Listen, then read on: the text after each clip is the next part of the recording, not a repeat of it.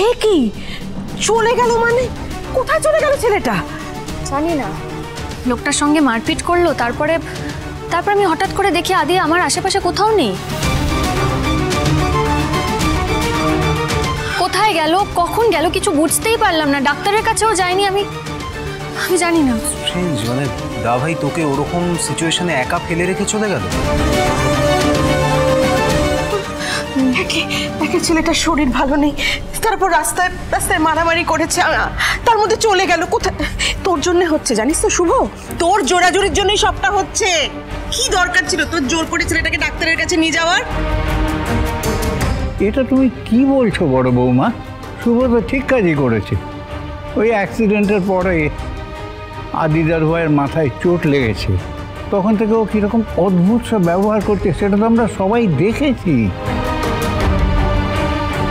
আর স্ত্রী হয়ে তার অসুস্থ স্বামীকে ডাক্তারের কাছে নিয়ে যাবে না? হ্যাঁ, এটা তুমি ঠিক বলছো না বড় বৌমা। তাই তো আমারও না কিরম টেনশন হচ্ছে এখন। সত্যি তো আদি দাদু ভাই ধীরে ধীরে কিরম যেন অবস্থা আরো খারাপের দিকে এগোচ্ছে। আবার আগের মতো না হয়, আমি এটাই ভাবছি। আগের মতো হবে না ঠাম্মি, এবারে আগের বারের থেকেও খারাপ কিছু হচ্ছে। এভাবে বেশি দিন ফেলে রাখতে পারবো না, তাহলে হয়তো আদির আরো বেশি ক্ষতি হয়ে যাবে। ওকে খুব তাড়াতাড়ি একটা ভালো ডাক্তারকে দেখাতে হবে।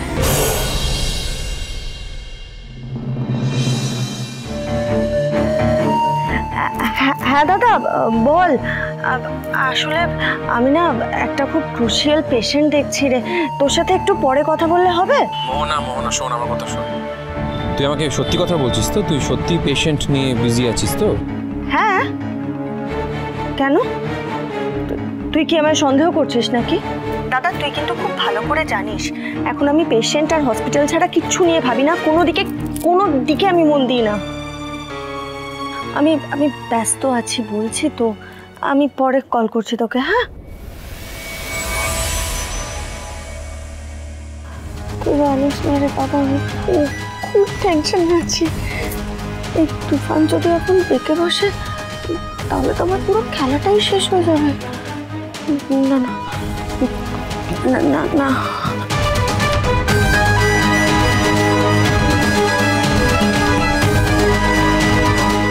মোহনা আমায় বললো আজকেও হসপিটালে এসেছে। এখানে এসে জানতে পারছি মোহনা আজকে হসপিটালে আসেনি। তার মানে ও আমাকে মিথ্যে কথা বলল। আবার কি মোহনা কিছু করতে চাইছে?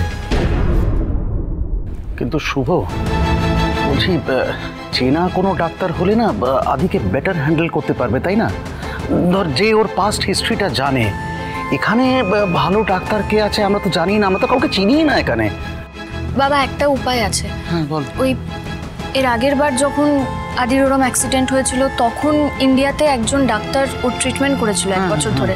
তো সেই সাইকিয়াট্রিস্টের সঙ্গে যদি আমরা যোগাযোগ করে বলি যে আদির ট্রিটমেন্টের দরকার, আবার মানে উনি তো আদির ব্যাপারে সবটা জানেন।